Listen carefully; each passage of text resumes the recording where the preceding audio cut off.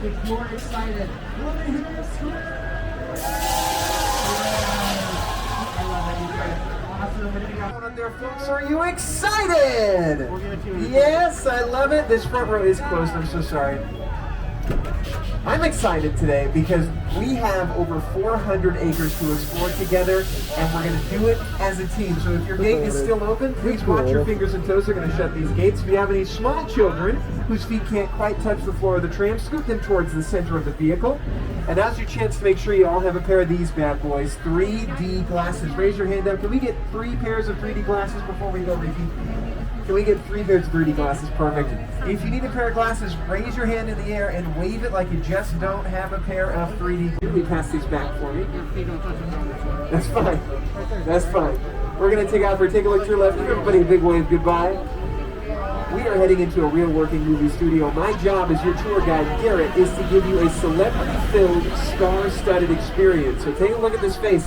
You're not going to be seeing a lot of it on the tour today. As it gets darker, my light gets brighter, and it upsets the driving apparatus. So I'm going to be going off camera, but that gives you the chance to meet more of our celebrities today. The first celebrity I want to introduce to you is going to be our driver, Ricky. Let's give Ricky a big round of applause behind the wheel. She is a legend. Ricky can whip this tram around 90 to 100 miles an hour, so you're going to want to hang on to your stuff, okay? The other celebrity that's going to help me out is my co-host. You're going to recognize this guy from Saturday Night Live, The Tonight Show, and a new show called That's My Jam. Put your hands together, coming to you live from my pre-recorded video. It's Mr. Jimmy Fallon. Oh, hey there. You made it. Welcome to the Universal Studio Tour. I'm Jimmy Fallon. I'll be making sure that you get through this experience in one piece. You've got the very best guide, Garrett. And the greatest driver, Ricky. They're the best. I love them. Even though Garrett owes me $5. I know you guys are excited to get on the tour, but first, a few safety rules. Thank you, Jimmy. That's right. We do have a couple safety rules, ladies and gentlemen. Let's get those out of the way. First, if you need guest assistance at any point in time during the tour, if you drop something of value off the side of the tram, have a medical emergency, or any sound and video issues, just reach up and grab the red emergency cord that runs along the center of the ceiling of the tram.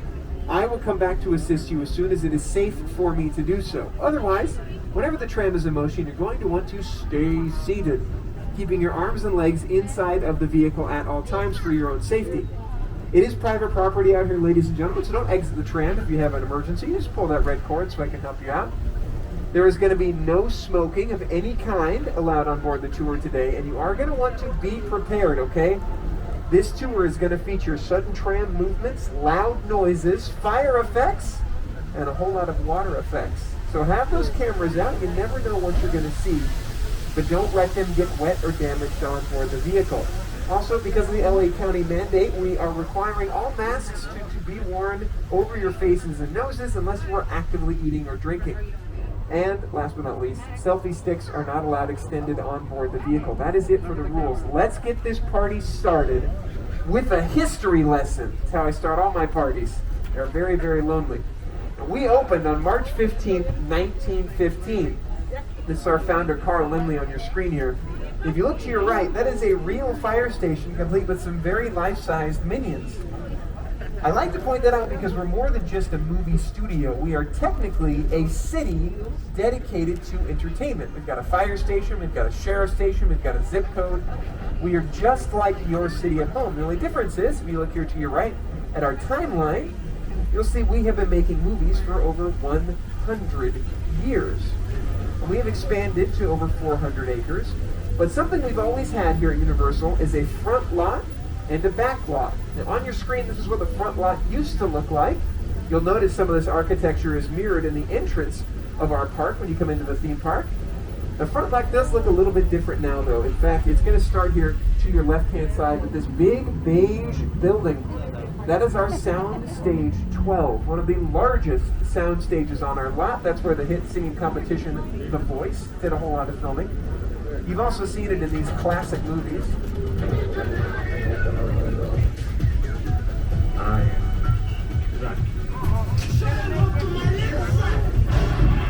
A lot of the action, as you can see, on our front lot is going to happen inside of our buildings, whether that is planning That big building over there to your left, that big black building, is called the Lou Wasserman Building. That's where the movie Jaws was greenlit for production inside of that building. That was in pre-production, which is the first phase of making a movie or a television show.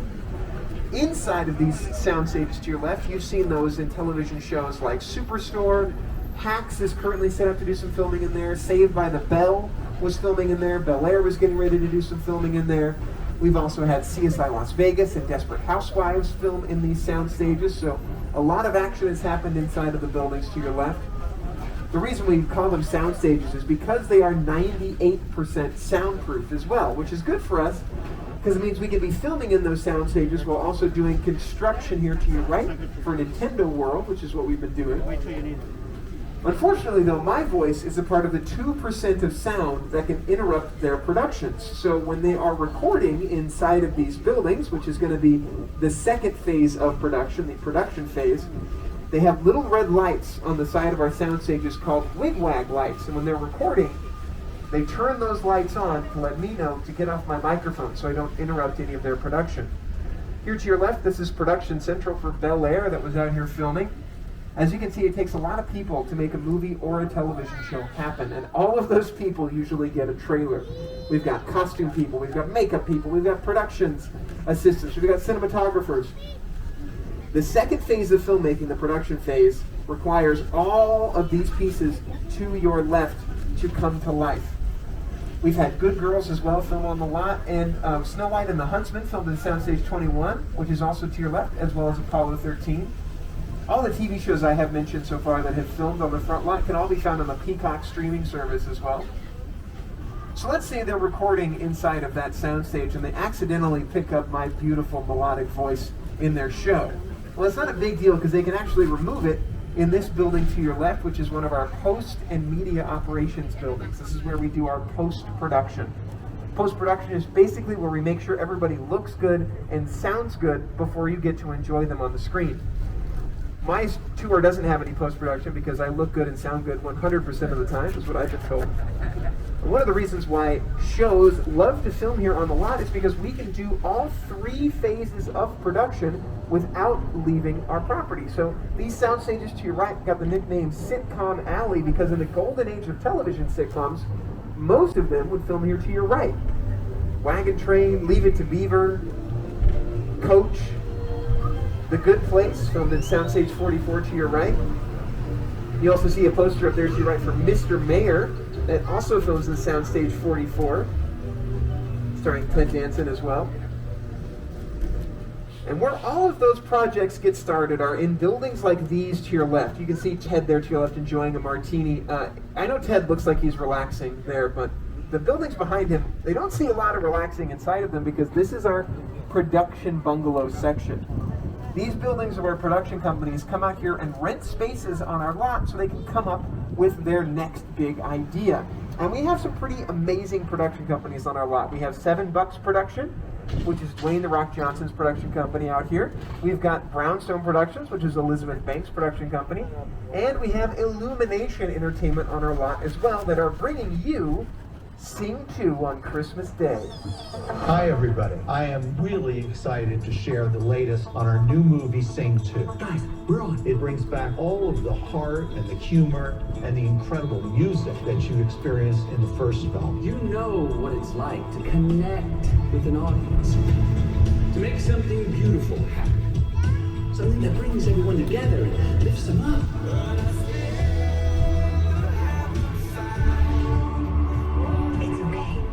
Your songs will carry you. I love the optimism that's at the heart of this movie. Even when you're really being challenged, you can still dream. Dreams are what are made inside of these production bungalows. That's where they're going to make sure that they have the right script, they find the right actor, the right director. And when you're working on a television show, it actually becomes a lot, you have to plan more for a television show. So for example, in Soundstage 23 to your left, that's where Keenan does some filming. They actually can use the second story of this soundstage as a writer's room so they can plan their whole season in advance. Because once you start filming a television show, you get on average about 1 week to film each episode. That's it. So they have to make sure everything is ready to go. This soundstage to your left is one of our newer sound stages, and you can do all 3 phases of production inside of that building.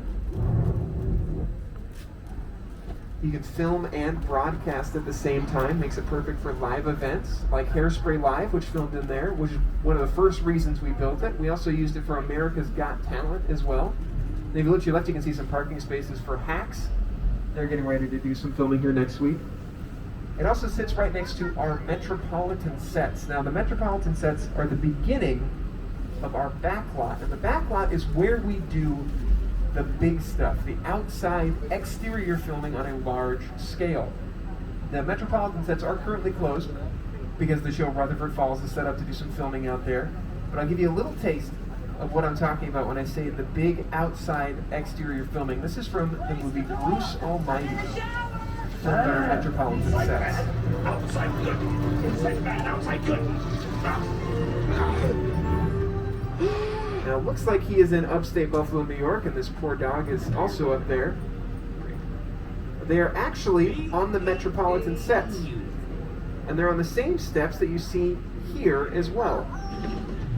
Coogan's Bluff, but they look completely different. Almost everything you see on our backlot can be changed around at the drop of a hat. We can change locations, we can change countries, just by changing what's on screen. So this very same staircase can be in so many different cities. In fact, a couple weeks ago, our Metropolitan sets were turned into Germany for a show on Amazon called Hunters. They turned it into Germany just by changing the language on the signs. We turned it into downtown Los Angeles for American Ninja Warrior, because it's a whole lot easier to find parking on our Metropolitan sets than it is to find parking in the actual downtown Los Angeles. And we turned it into New York City quite a bit as well. It was New York City in Captain America: The First Avenger, as well as the Mindy Project. Here's how it looks as New York. Welcome to New York.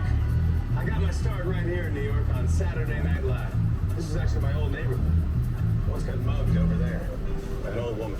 Tough lady. Get your cameras ready to your left. You'll get a little view of the Metropolitan sets as we go by. Just like old times. Gotta love New York City. I'm walking here. I'm walking here.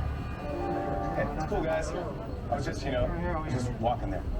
So it's not exactly New York, but a lot of times when you see New York in the movies, it was shot right here on the Universal Metro sets. That's right. And if you take a look here, you'll see them setting up for filming this next week. You can see they've set up their catering tents. Everything gets ready to go. And it was actually director Steven Spielberg that helped us redesign our Metropolitan sets to make them as useful as possible for filming.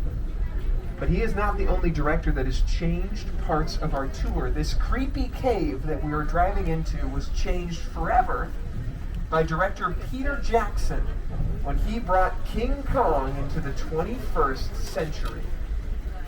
It's the original King Kong that made me want to direct movies. I saw that movie on TV when I was about 8 or 9 years old, and I wanted to become a filmmaker.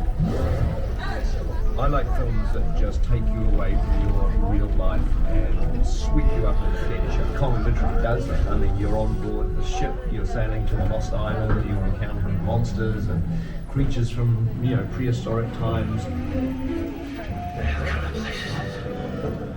So I was thrilled when Universal invited me back to Skull Island, and it's great to have you along for the ride. Now, we have created this 3D immersive experience, so you're going to have your glasses ready. Don't put them on yet, but just have them in your hand because we're about to return to Skull Island. You're going to want to stay seated and hang on to those belongings and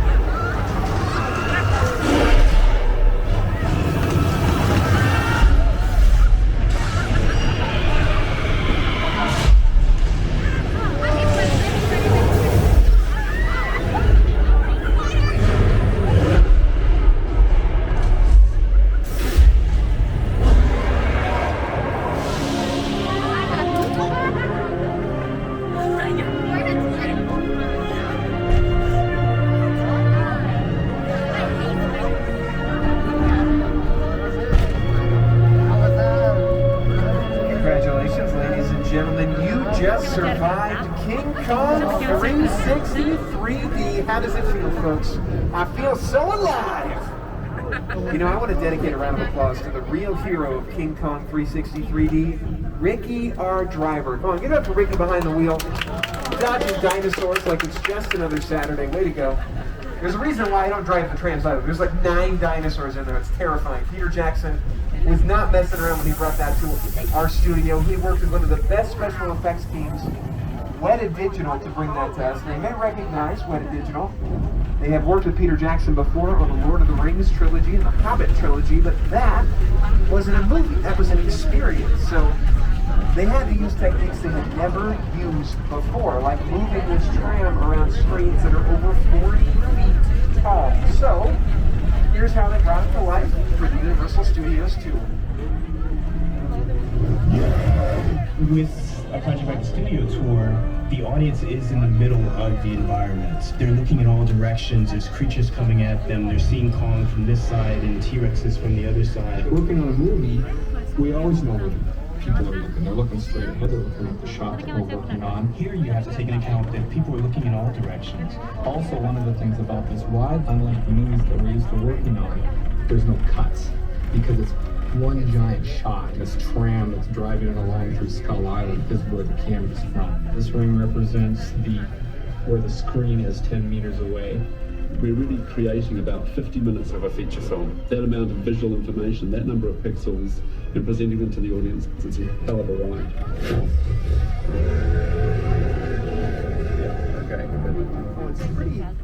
It's a pretty amazing ride, ladies and gentlemen, but it's not the only ride I have in store for you today. I promised you celebrities, right? So get your cameras ready to your left. I've got a collection of some of the fastest rides here at Universal. The cars. Now, she's okay. I've seen the movie. She's fine. Most specifically, the picture cars you have seen in our movies and TV shows that have become just as famous as the actors that drove them. So I've got some pull, with some of the celebrities out here. And I set up a nice little celebrity meet and greet session for the tour today. We've got the Ford Cobra from Knight Rider here. That's from the remake Knight Rider. It's beautiful. They do have their parking brakes on, so they're going to pose for as many pictures as you want. There's the Ferrari 308 from Magnum PI, which is a Ferrari body frame over a Volkswagen engine, so it doesn't go very fast, but it looks great while doing it. Some of these cars to your left actually don't even have working engines. And I'm not talking about the Flintstone cars. Those ones do have working kind of golf cart engines, but some of these Fast and Furious cars are just empty fiberglass frames that look really good on camera. It kind of all depends on what you need when you're filming. Sometimes you need a, stunt car that can drive around and take, a beating, and other times you need a prop car. Like this tank to your left from Transformers. That's made almost entirely out of wood, doesn't have an engine in it. They used it in Transformers by putting it into their stunt scenes and lighting it on fire, so it would kind of give and build the world around their giant robots that we're fighting. Which is the purpose, really, of our picture cars. Now, if a movie focuses on a car, like how Back to the Future focuses on the DeLorean, we'll end up making more than one of that car for the production. They actually made 5 DeLoreans for Back to the Future, but only one of them had a working engine and a fluxing flux capacitor in the same car. It was the one they used when it's right here actually. This one here that sends Marty McFly into the future, they called it the Hero car. And like this tram, it was also electric, but this one could time travel. Of course, this tram can also time travel as well. Get ready, buckle your seatbelts, here we go. Welcome to Jurassic Park. Welcome to Costa Rica, ladies and gentlemen. I told you Ricky was a fast driver. Now to your left here, we've got a picture car from Jurassic Park 2, The Lost World. We've also got a little celebrity meet and greet session going on in there with some of the scientists from Jurassic Park, meeting with some of the dinosaurs.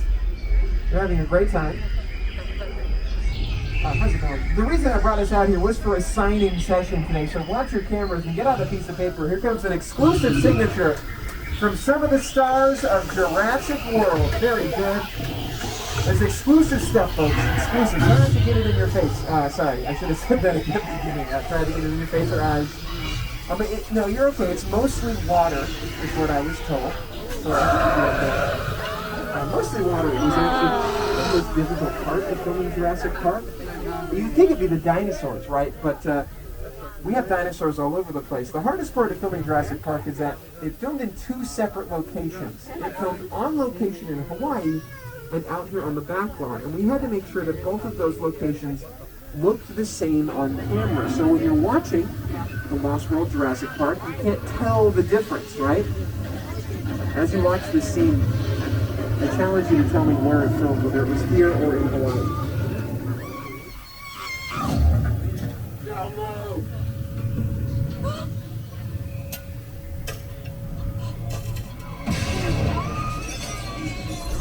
That scene filmed on top of one of our parking structures here at Universal Studios. And the way we make it look like we're in Hawaii is with all of the production design, right? The vines, the water, the trees, and the rain. As you can see, it was raining pretty heavily in that scene. The rain is not something we can count on here in Los Angeles. We had to figure out, how do we change the weather patterns around our lot? We've actually gotten pretty good at it. Here, take a look to your left. This is Old Mexico. This is one of the driest locations on our lot. But today, they just had a thunderstorm. So I wanted to kind of show you what the aftermath of this thunderstorm would look like. Obviously, I don't want to drive you into the middle of an active thunderstorm, but it does seem to be it's just a little bit of light, and you'll be fine. You see this area in Nacho Libre, the Three Amigos, Picard.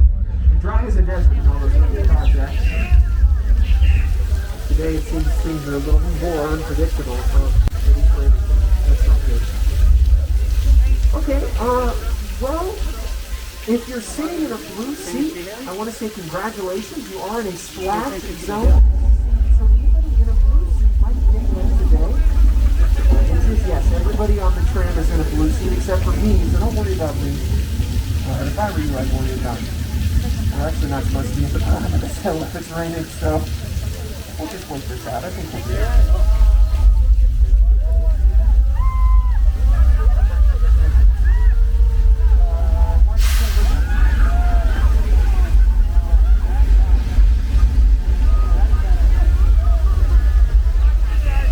Ladies and gentlemen, that is your very first not-so-natural disaster. That is our flash flood. The practical special effect you just saw is 2,000 gallons of water rushing down that hill. And we can do that effect every 2 minutes if we want. We recycle, refilter, and reuse that water. And you can see it here in the big fat liar. It happens while the cameras are rolling. That's why it's a practical effect. You can't run the wall, kid! Yeah, we'll see about that.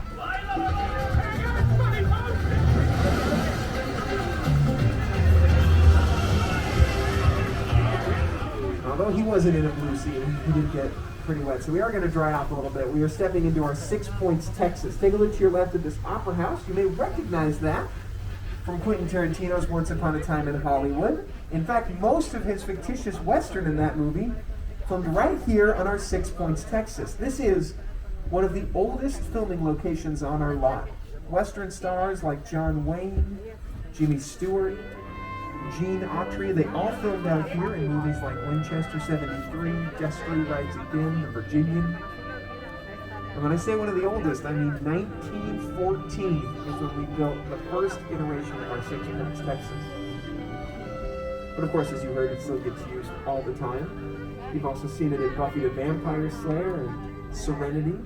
And something special about our backlot sets, if you look to your right, these buildings don't usually have any working interiors. Most of the buildings on our backlot are called facades, which means false fronts. See, remember, most of the interior filming is going to be done on our sound stages, right? So we only have to worry about creating the fronts and sides of our buildings on the backlot. That gives us a lot more freedom to make these buildings out of whatever we want, right? The faces of our buildings are made out of materials like balsa wood, aluminum, plaster of Paris, so we can take them down and change them around really easily. This also is going to mark the halfway point in the tour. Just to let you know we are about halfway done, so as a reminder, ladies and gentlemen, it is still private property. Don't exit the tram if you have an emergency. Just pull that red cord and let me know. The reason I'm giving you that warning here is because this body of water to your left has got a pretty terrible past. That's where the creature from the Black Lagoon used to take all of its victims. Here's some historical footage for you. Don't get out of the tram unless you want to hang out with that guy, who's honestly not as scary when you meet him in person. He's kind of a nice guy, the old man.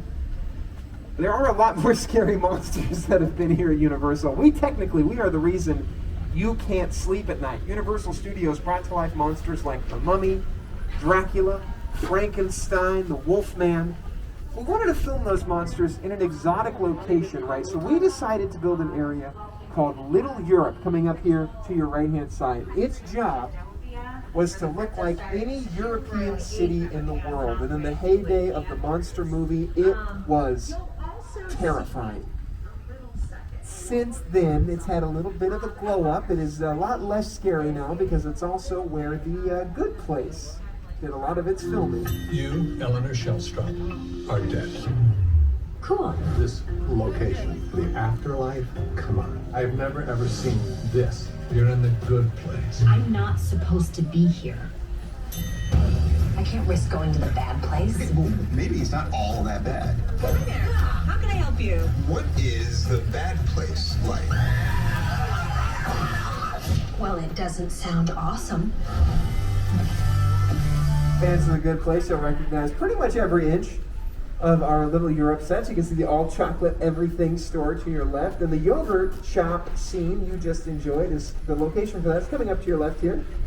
The door to the yogurt shop is open right now to your left hand side. It's that blue door there.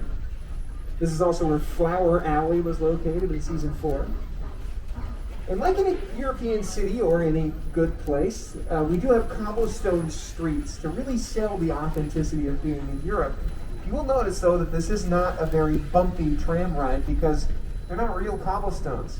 We're actually driving over pressed concrete that's a lot flatter. That way, when we get tracking shots or where the camera follows either a person or an object, like a motorcycle, which is what happened in Pamplona, Spain in the movie Night and Day, it gets a much neater shot. It's not as bouncy because of the pressed concrete. For my horror movie fans, to your right here, you see kind of the red glow. This is our Court of Miracles. And the first time Frankenstein's monster was ever seen on camera happened in that courtyard. Now, it's not the first time you see Frankenstein's monster in the movie, but it's the first time any of the other actors had seen Boris Karloff in his Frankenstein makeup. So their reactions in that scene are all genuinely scared because it took about 6 hours to put Boris Karloff into that makeup. Let's see if I can get you a look at what he looked like in his Frankenstein makeup here.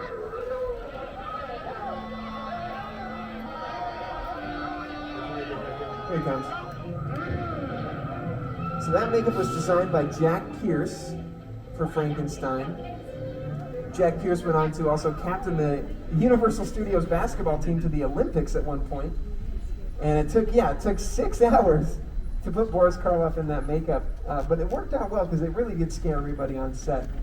An area that scares me quite a bit is actually this gray house to your left. It's a fully practical set. That gray house means we can film inside and outside.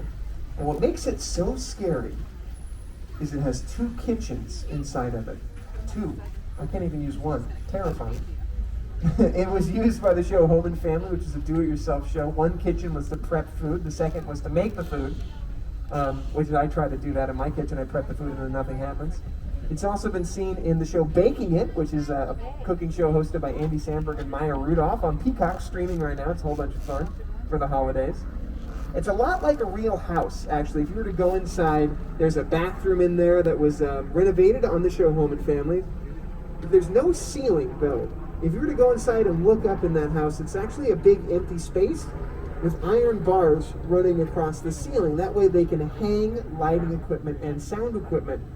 The reason being is it kind of works as a little mini sound stage, right? So when people go in there, they look good and sound good wherever they're standing inside of that house. They also picked a really good position to be in because they're right across the street, look to your right, from our property department. And the cool thing is now that it's dark, see that beige building with the glass corner? That's our property department, and the lights are on so you can actually peek inside at some of our hand props there on that lighted window. A prop is anything that is handled by an actor on screen, so it can be as small as a bobby pin or as big as a grand piano. And that building warehouses the most props in Los Angeles. Pretty much every other production studio will come out to us to rent props or costumes because the costume department The Edith Head building is what it's called, who is the costume designer, is the second 2 stories from the top there. So it's a great place to be set up because you can grab pretty much any prop that you need. And the goal of props is to really build the world around the actors as well. Now I do want to show you how we use those props and our production design to transport you. So we're going to sneak inside of Soundstage 50. Please stay seated and hang on to your belongings. This is still a hot set. We don't want to disrupt anything. Some of you may recognize this location from the television series Bones, this episode specifically. Look, they're sweet. He looks very upset. Oh, when I talked to him, said the guy died in his arms. You guys with the FBI? FBI, yeah. We hear about the human remains. That's him. Right over there. You alright? Yeah, good. So fans of the show Bones, you know that it takes place in Washington, D.C., but as we drive in, we have transported you to a completely different subway station in a completely different city, all by using production design. To your right here, you'll see Welcome to San Francisco. It's kind of a giveaway for what city we're in. You've got Embarcadero Plaza. You've got some film stuff. Looks like there's costumes and wardrobes set up here to your left, and some craft services, free food and coffee. They left all that out. Oh boy.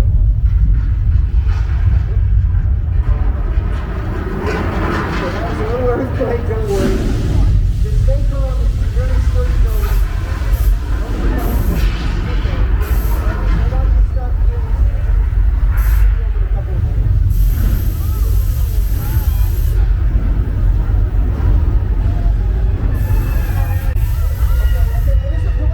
Don't panic, Carter. Just stay seated. Okay, a little bit of fire in there.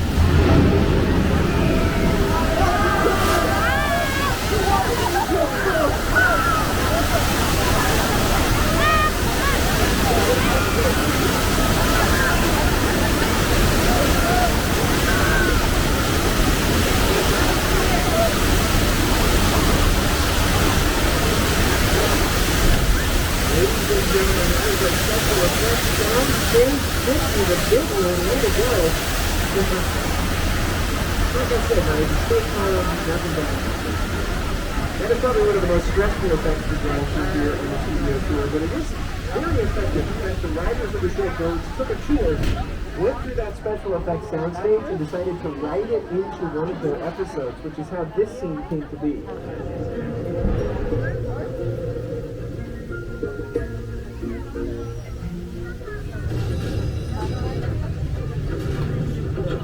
What's going on?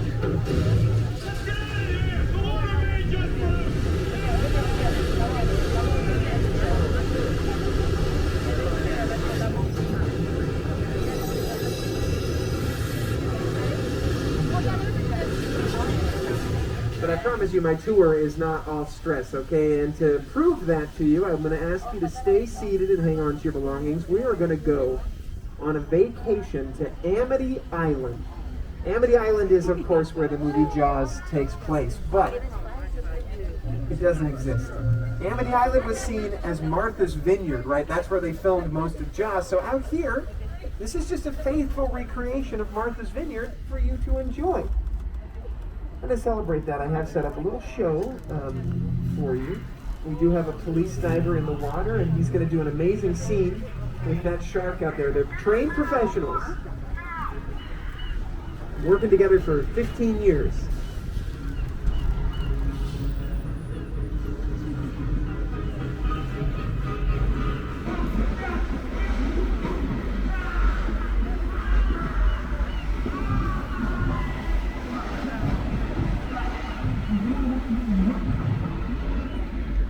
Convincing, right? They do such a good job. Usually he swims to the boat, but I guess they're trying something new today. This is a little different. don't see the shark anymore. You know what, ladies and gentlemen, do me a favor. Keep an eye on that yellow buoy. Uh-oh. There's chocolate on that, and if he's taking it, it means he's actually really upset. Okay, I gotta call this in real quick. Keep an eye on that buoy for me. Oh boy. Hi, yeah, this is Garrett's tour. We're at Amity Island and everything's on fire? Okay, I'll hold. That's fine.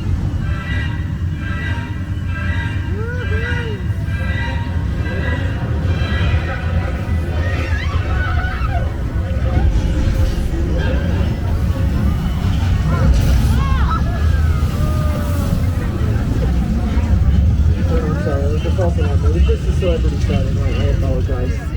Wow, okay, wasn't expecting that. Ladies and gentlemen, a nighttime celebrity meet and greet with Bruce the Shark there. How cool was that? He came up to every single tram car out here. Well, we didn't lose anybody this time, did we? Just go ahead and say something if you got lost. Okay, good. See, this is way better than my last tour. He's not the same shark that Steven Spielberg used in the movie Jaws, but if you look here to your right, he is the only shark in the known universe that can swim backwards. And that is the kind of dedication we want from our shark performers. And I have to say, the shark that Steven Spielberg used was not that dedicated. On the very first day of filming Jaws, it sank to the bottom of the Atlantic Ocean. In fact, Steven Spielberg had so many issues while filming Jaws with his shark that he had to move the release date of the film from the holiday season of 1974, when it was supposed to come out, to the summer of 1975. This is when studios thought releasing a movie in summer was a bad idea because they felt nobody would go inside during the beautiful summer days. Well, they were wrong, because Jaws became the world's very first summer blockbuster. This area to your left is not just for Bruce to snack on tourists. We also use it for filming. You saw it a lot like this to your left in The Good Place, Season 4, which filmed out there. There's also the words Cabot Cove written on the boathouse to your left. That's from this television series, Murder, She Wrote, which filmed on that part of the lot. It was one of the longest running shows to film here at Universal.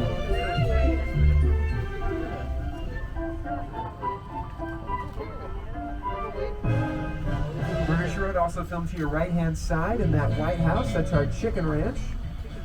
It is another fully practical set, meaning you can film inside and outside. And speaking of filming, if you take a look to your left, you'll see some of the trailers that have been set up for the television series Never Have I Ever. These are the trailers they're going to use this week when they start filming. This is probably where the cast is going to stay before they begin filming on our Colonial Street. So they're setting up to film down this street to your left, which is our Colonial Street. We can't go down there, obviously, today. They are setting up for filming, but here's what it looks like on your screen. It's our little slice of suburbia.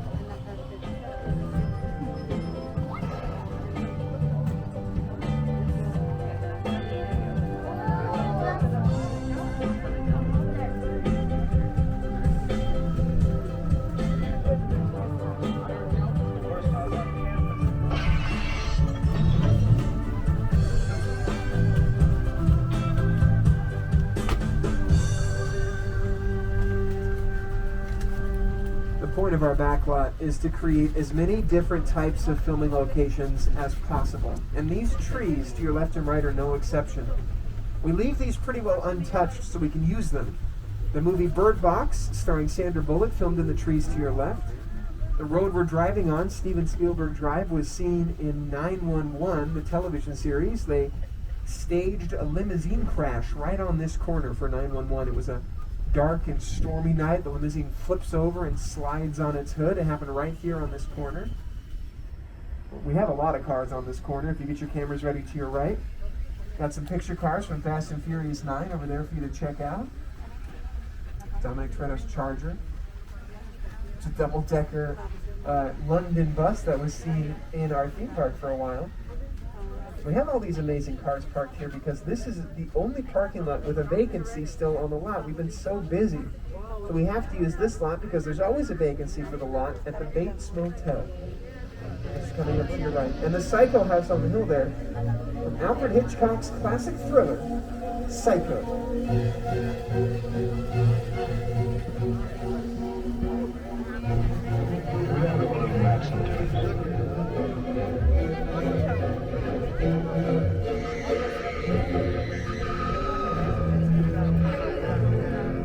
What a heartwarming and just wonderful place to visit the Psycho house. It's going to be coming up to your left-hand side, bathed in this beautiful blue light. I know people get a little uncomfortable, right, because of the movies and everything, but I have to say, it's actually a really nice place to visit. But to put everybody at ease, I'm going to play some music just to make us all feel better, okay? It's one of my favorite go-to songs here that always makes me feel good. Oh, there's Norman!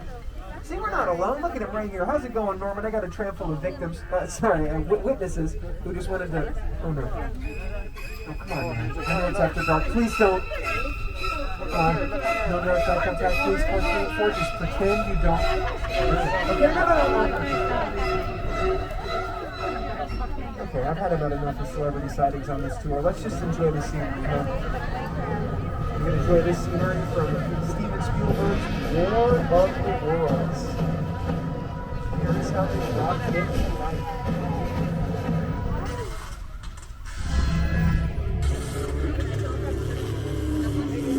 The airplane crash site is a perfect example of a set that is all designed around a vision of Steven. Means that you sit down to talk about the War of the World. I thought, what if the 747 goes down? Right, and it's big deal with it. Because it's just something you don't see. You're doing good. Listen, I want you to close your eyes, okay? Now closed.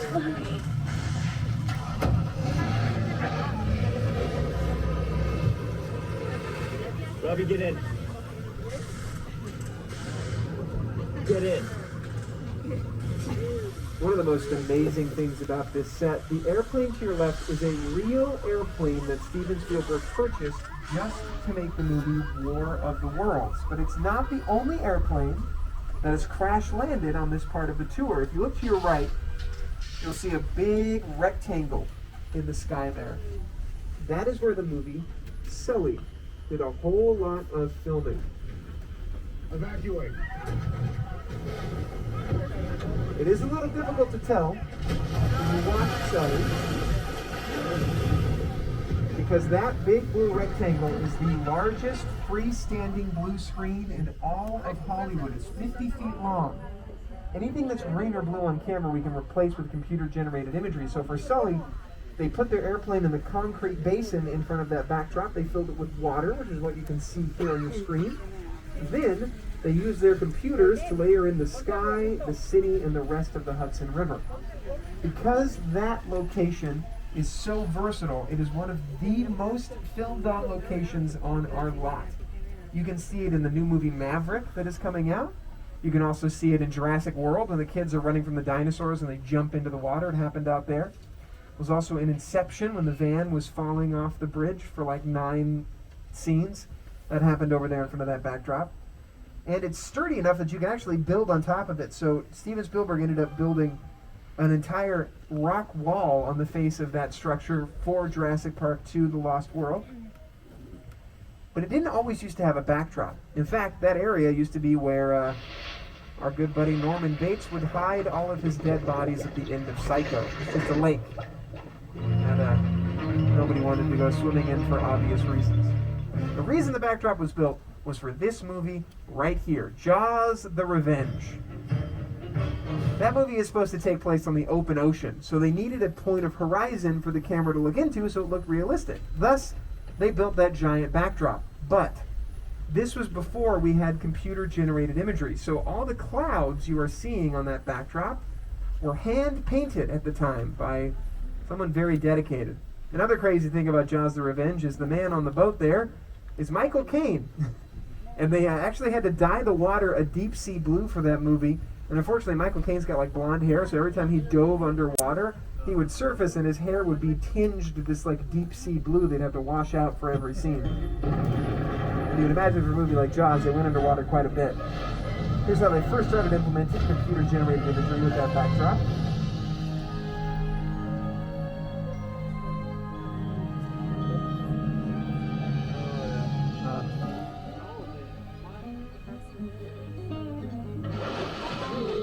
So as you can see, it is a very versatile filming location. We are supposed to be taking a right, but we're actually getting redirected, ladies and gentlemen. So do me a favor, just stay seated and hang on to your belongings. Technically, this is the 10-minute warning for the end of the tour, but We're kind of leaving the regularly scheduled tour route for. Give me a second. Yeah, we're right outside the garage. Is that where you wanted us? You can put them on. That's fine. Oh, hello. Look, this might be more serious than I thought. Okay. What just happened? This is a secure line. Who are you? There we go. I'll tell you who I am, boy. I'm the reason bad guys use a nightlight. I'm the reason the boogeyman begs his mama to look under his bed. And I'm the reason you just lost control of this whole operation. My name is Special Agent Luke Hobbs of the U.S. Diplomatic Security Service. And as of 16.9 seconds ago, I'm the man in charge. The hell you are. Come on, guys. Let me clue you in on two things, sweet cheeks. One, there's a high-value witness from the Federal Protection Program aboard your vehicle. And two, an international crime syndicate led by Owen Shaw is honing in on this vehicle to take that witness out. Shaw's as ruthless as they come, and he'll stop at nothing to eliminate his target. Every living soul on this vehicle is in serious danger. Other than that, enjoy the ride. This is not your jurisdiction. It is now, stink pickle. I am so tired of you state guys stepping in just whenever you feel like. Mute him. Don't you? That's better. We're moving your vehicle to a safe location until we have the situation under control. Until then, I want everybody to stay calm. Enjoy the ride. I'm taking care of business. Hobbs out. Okay, 10-4. Ladies and gentlemen, whoever is the witness on board, I want you to know I'm going to do my best to take care of you. And oh, there's somebody. We were just sent in by Agent Hobbs. Is this the right spot? My name is Roman Pierce. Pleased to meet you. My buddy Hobbs asked us to stash you from Shaw for a while. So we brought you in our secret spot. We're having a few friends over. It's a little messy. It's all good. The more the merrier. Especially you right there in that third row, like I was saying. So look, see over there? It's Hobbs' urban assault vehicle. Best truck the U.S. government can buy. But that work of art back over there is made by my man Tej. Think of it as like a Mona Lisa on wheels. Extra flock. So did you bring it down to them? What's that? You had one job to do, and one. All right, look, guys, we're gonna keep Shaw from finding you, but to keep you safe, we need your help. We don't want the syndicate tracking us here, so put away your cameras and turn off your cell phones. One flash or one ringtone can give us away. I need y'all to take this real serious. Okay, pull into the next bay and we'll meet you in there. Okay. Wow. All right. Let's just follow their lead. I think we're going to be okay. It sounds like they want us to blend in with their dance party next door, so that should be fun. I don't think anybody here has a pair of 3D glasses, so you probably don't have to put yours on. If there's any dance moves you can do while sitting down, now is your chance to use that very specific skill, okay? All right, I think we're ready. We just gotta get the green light to go in. Wow, I hope we're ready for some defensive driving. This is a new electric tram as well, so hopefully you can keep up with whatever we need. I think we'll be okay though. Let's just blend in, how about that?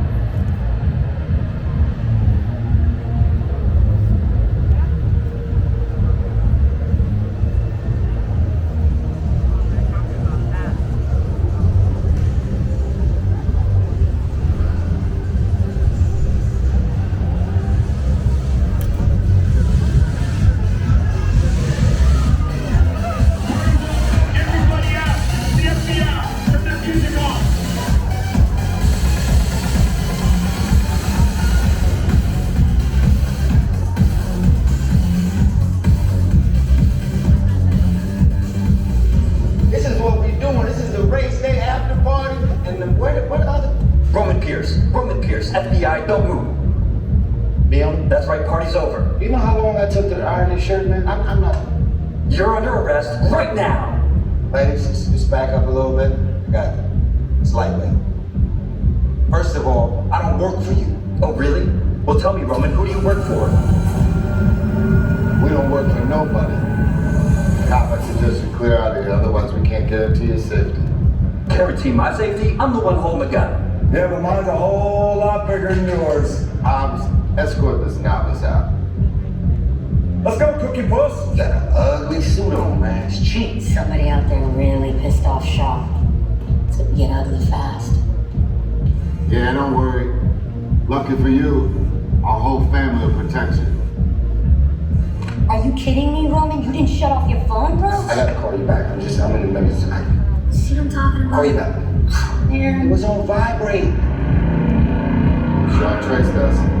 I just can't hold him forever. Letty, Roman, we're up. Driver, move that vehicle. It's about to get real interesting.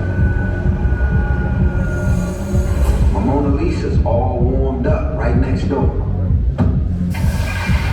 Roman, grab your truck. I need you and Letty ready to roll.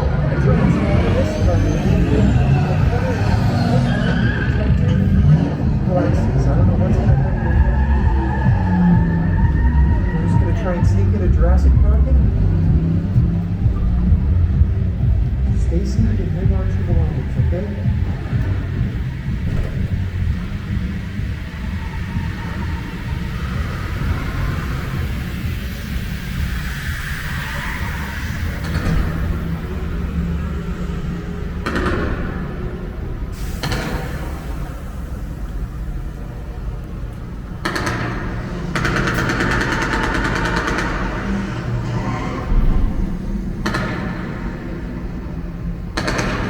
Which one of you is the witness? Speak now or you all get fried!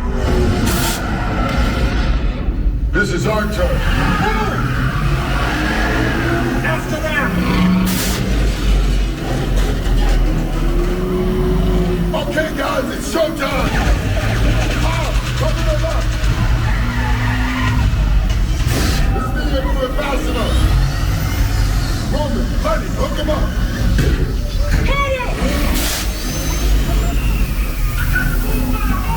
Now we're moving. Look out!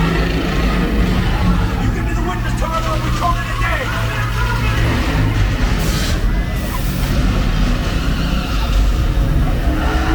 The witness is mine, Letty!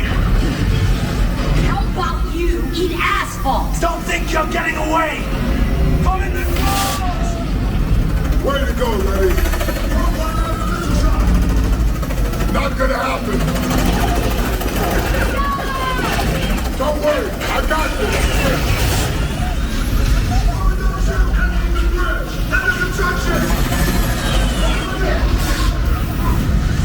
Hit the nitrous. What am gonna make it? Ride or die.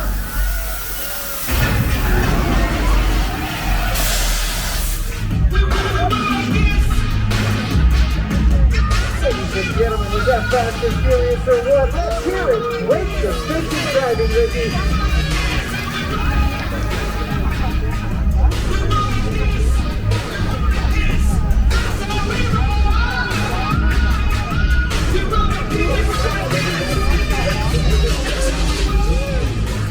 You know it's crazy out there.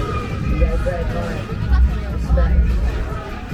Now, my Mona Lisa got messed up a little bit, but it's all good. We got through it. Y'all held us down. Appreciate it. They say the bigger the family, the stronger it is. You guys did good out there. And you're welcome to join our crew anytime. That's what I'm talking about! Ladies and gentlemen, with that high-octane, explosive finale, you have officially survived Garrett's studio tour. You are all movie experts. Give yourselves a round of applause. You've done it! Let's keep that applause going for Ricky, our driver! Thank you, Ricky. I got one last present for you, ladies and gentlemen. Get your cameras ready to your right. A beautiful view of the real Hollywood. You got Warner Brothers down there. You can see the water tower all lit up at night.